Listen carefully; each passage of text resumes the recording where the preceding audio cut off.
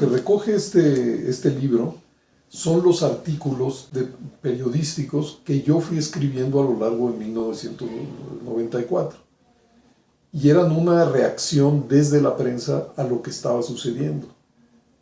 Leídos 20 años después, en efecto, pueden parecer una crónica de un año que fue extraordinariamente tenso, con sucesos más que traumáticos, o sea, el levantamiento del EZLN y el asesinato de Luis Donaldo Colosio, que era candidato a la presidencia del PRI.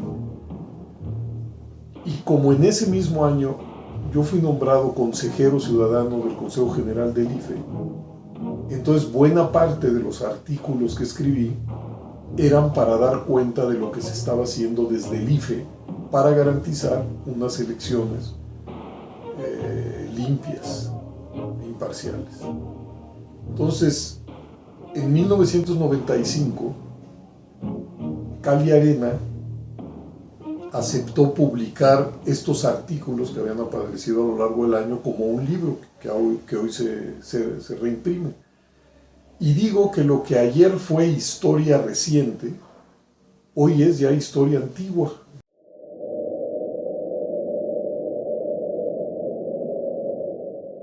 ¿Por qué surge el IFE en 1990? Porque las elecciones de 1988 fueron unas elecciones auténticamente competidas, quizá las primeras del México moderno, pero en aquella ocasión ni las normas, ni las instituciones, ni los operadores estaban capacitados para procesar de manera limpia los resultados electorales.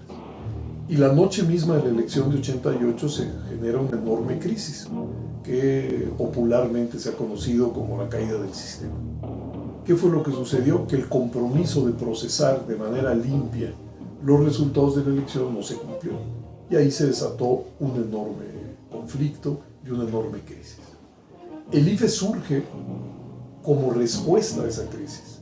Creo que afortunadamente desde las oposiciones y desde el gobierno se entendió que México no podía ir a otras elecciones con las mismas normas y con las mismas instituciones que el 88. Y para decirlo en síntesis, lo que pactaron fue que la vieja Comisión Federal Electoral se echara al cesto de la basura y se construyera una nueva institución, el Instituto Federal Electoral. Su misión, como usted bien lo dice, era esa, la de construir confianza en el método electoral. ¿Por qué?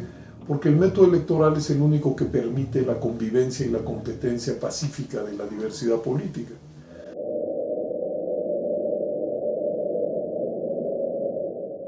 Y el IFE ya en 94 había hecho unas elecciones, 1991. Y la verdad es que no hubo conflicto postelectoral en 91, los votos se contaron, digamos, de manera correcta.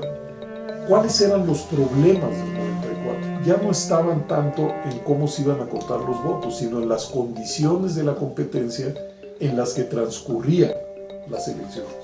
Y esas eran condiciones de la competencia muy asimétricas. Si algo como consejeros logramos documentar en 1994 es que un solo partido, el PRI, pues había concentrado prácticamente el 80% del gasto en las elecciones. Y que además los medios de comunicación no habían hecho una cobertura, digamos, equilibrada. Pero en 94 los votos se contaron con corrección, no hubo el conflicto postelectoral de 1988. Entonces se iba construyendo confianza, pero se iban detectando pues los rezagos que había.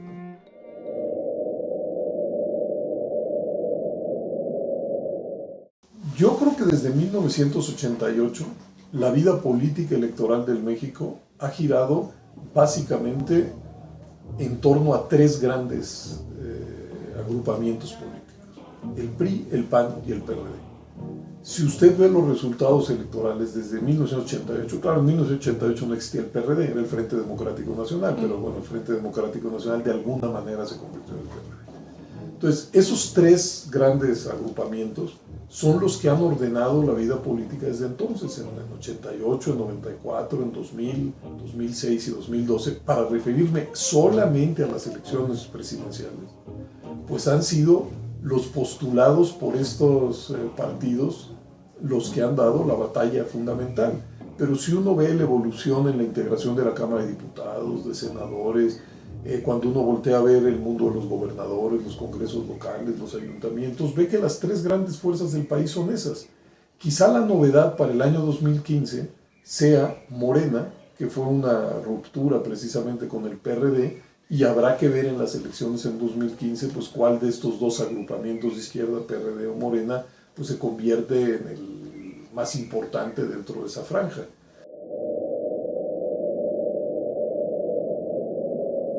El mundo de la representación en México cambió en los últimos 30 años, digamos, de manera radical. Y esa es una buena nueva. Quizá el problema de ese cambio es que no ha estado acompañado por crecimiento económico, no ha estado acompañado por crecimiento del empleo formal, todo lo contrario, lo que ha crecido es el empleo informal. Muchos jóvenes no encuentran colocación ni en los centros de educación superior ni en el mercado de trabajo. Hemos vivido migraciones masivas hacia los Estados Unidos y entiendo que hay una situación económica y social pues que a la gente le resulta, o a mucha gente le resulta muy lesiva. Pero en el terreno estrictamente político, pues el cambio está a la vista. Hemos pasado de un sistema de partido hegemónico a un sistema de partidos equilibrado, de elecciones donde no había competencia, elecciones muy competidas, de un mundo de la representación monocolor a un mundo de la representación plural. E incluso hemos pasado de una presidencia que era casi omnipotente a una presidencia muy acotada por otros poderes constitucionales, de un Congreso subordinado al presidente a un Congreso donde hay un juego político, un rejuego político muy complejo porque nadie tiene la mayoría. E incluso la Suprema Corte de Justicia, que durante muchas décadas en materia política simple y sencillamente no pintaba, hoy es un actor fundamental. Entonces los cambios están ahí.